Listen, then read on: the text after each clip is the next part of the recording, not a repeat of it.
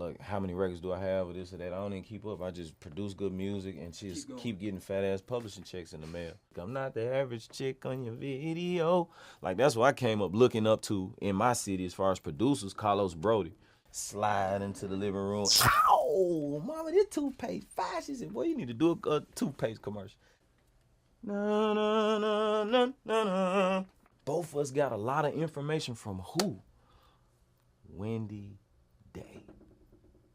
Rap Coalition. Thank you, Wendy. Forever you gonna be good with me, and she know that. Drumma Boy. Drumma Boy. Drumma Boy. This goddamn Drumma Boy.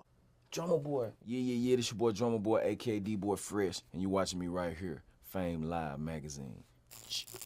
Hey, yeah, boy. Drumma Boy, super producers. They bless individuals. I create waves. I create trends, and I'm very therapeutic. You know, to all of the people I've ever worked with. You know, I'm really just a blessing and an executioner for whatever your task at hand is, whether it's movie, score, film soundtrack, single, mixtape, album, EP, LP, live band, whatever you need done from a producing standpoint, songwriting standpoint, production standpoint, and even, you know, curating some of the ideas with the plan of the vision and, you know, seeing the visionary for certain videos and plugging you with those people. So it's almost consulting in a sense with, you know, my resourcing and connections with who I've worked with throughout some time on all the videos that we've done with the superstars and independent artists that have come up throughout my tenure in the industry. So, you know what I mean? It's really, at the end of the day, I'm just somebody who gets the job done and delivers results.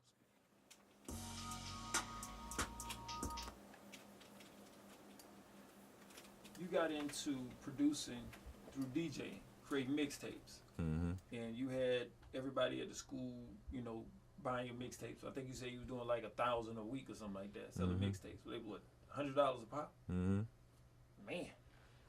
I started off doing bass tapes, $100 a pop in Memphis. The thing about it is, like in South Memphis, I came from South Memphis, but like 12, 13, I moved to the suburbs. So I always could relate to like Fresh Prince of Bel-Air, that same story of just getting in trouble in the hood and then mama moving you to the good area or whatever.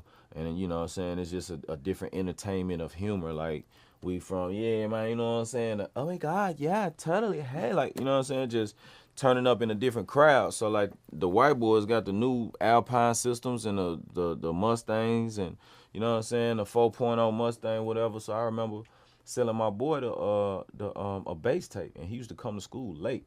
We call him White Boy Jimmy, and he would come to school late, like on purpose, just bumping the bass tape. You know what I'm saying? And everybody would come up to him like, "Damn, where you get the tape from? Where you get it to? I need that in my system. Boy, I need that."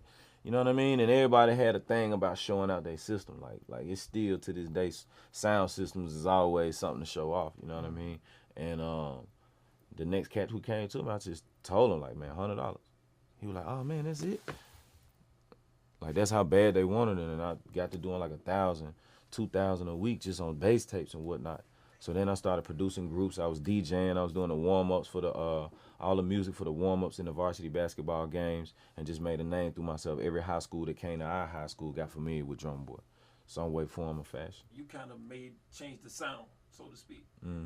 Yeah, because the pimping is always in my blood, like as far as the sound, as far as just the life of it, you know what I'm saying? And like, you know, just seeing what I seen and you know what I mean? Like I've always wanted to please the women musically.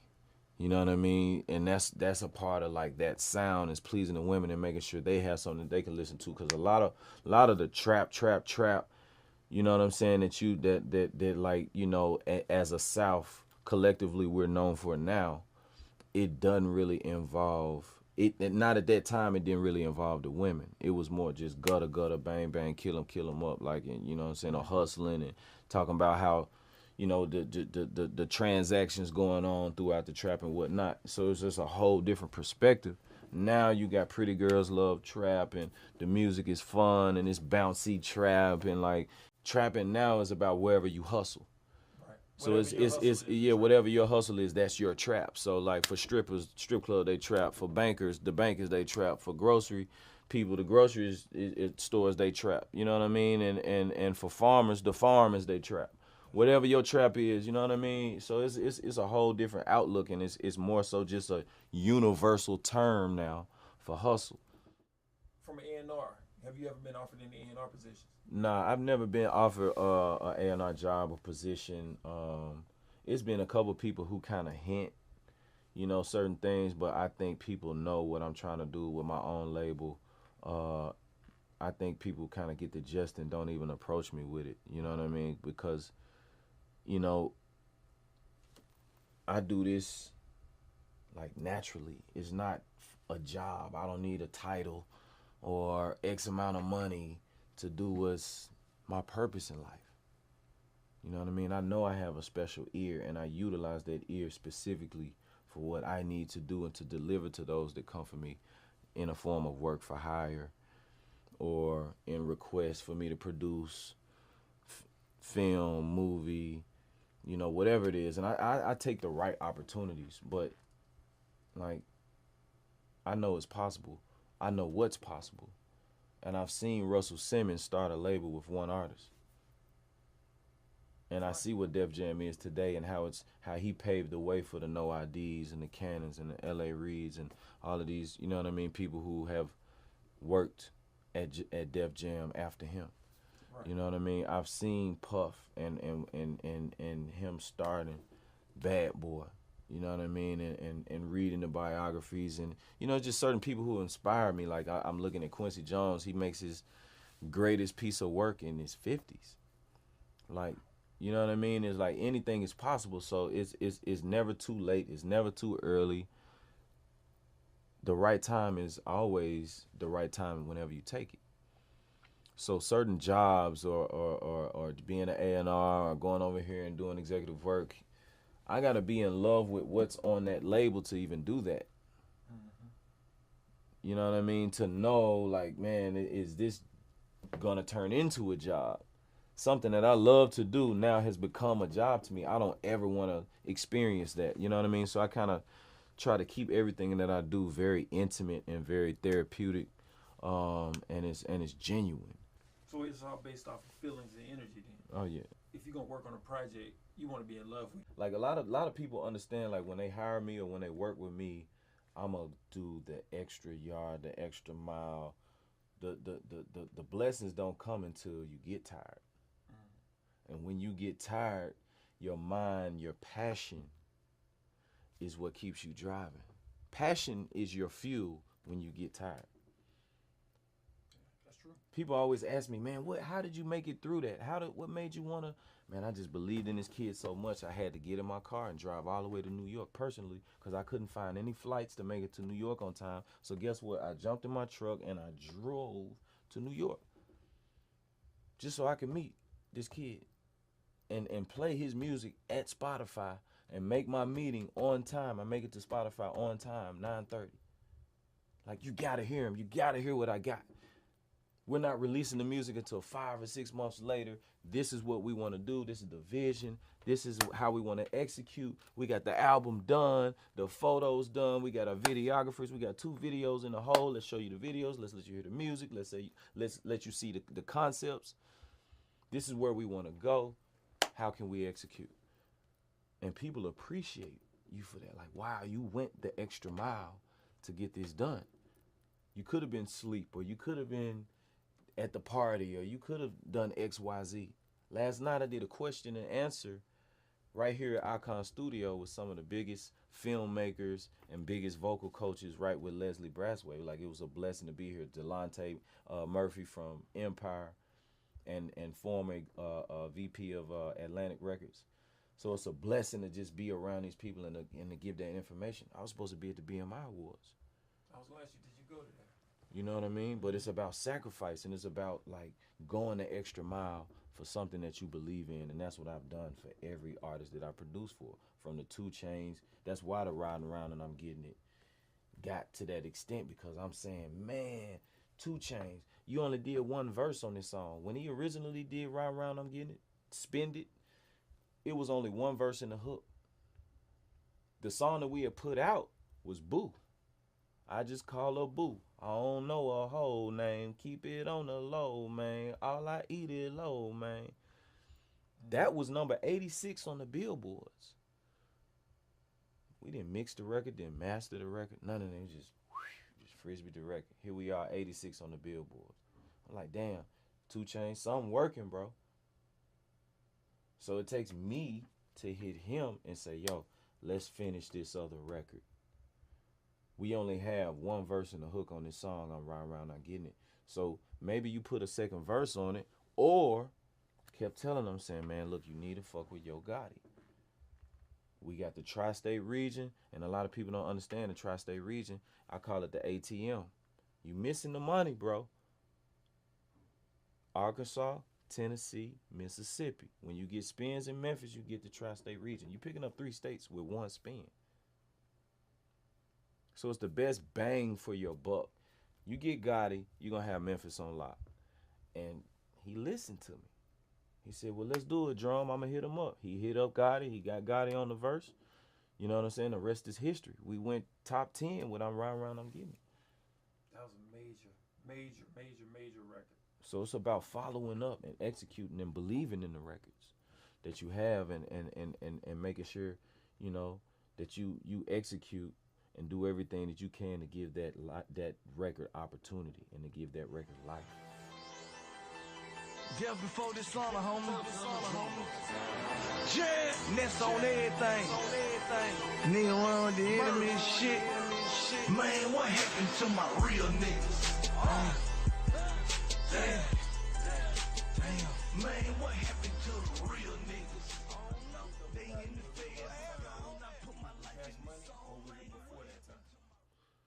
I linked up with Gotti way before Cash Money. The Cash Money deal came off a record we produced for him called Shawty. I got white Shawty, cheap price Shawty. And he did the Cash Money deal as well as a deal with Starlito. So before that, I did the Life album, which was Gotti's individual release under I&E at the time, Inevitable Entertainment. I did 4 tracks on that album. So my production team at the time was Drum Squad Productions, which I had a cat by the name of Swizzo, and I had my older brother, Insane Wayne, a part of that production company.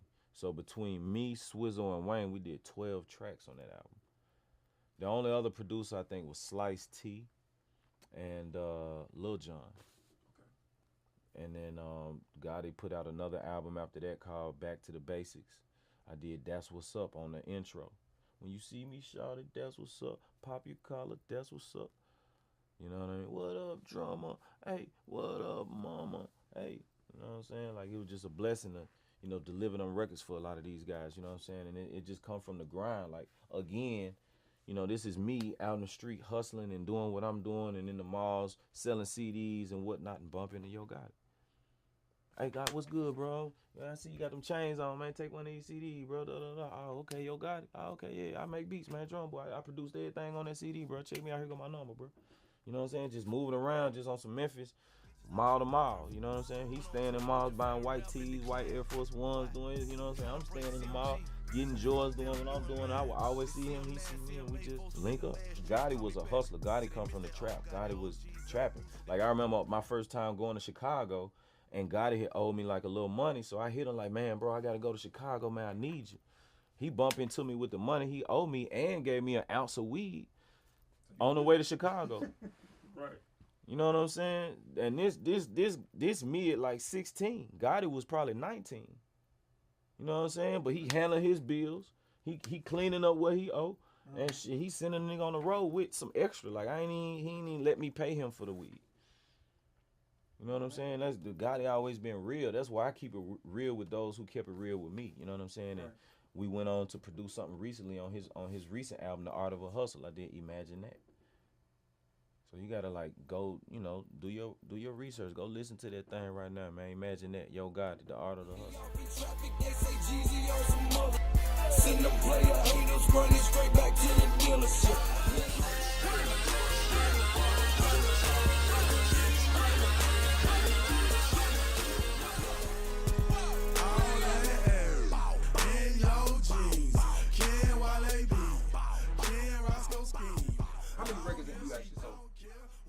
since you began to now? I don't even keep up, to be honest with you, man. I don't go backtrack with like how many records do I have or this or that. I don't even keep up. I just produce good music and just keep getting fat ass publishing checks in the mail.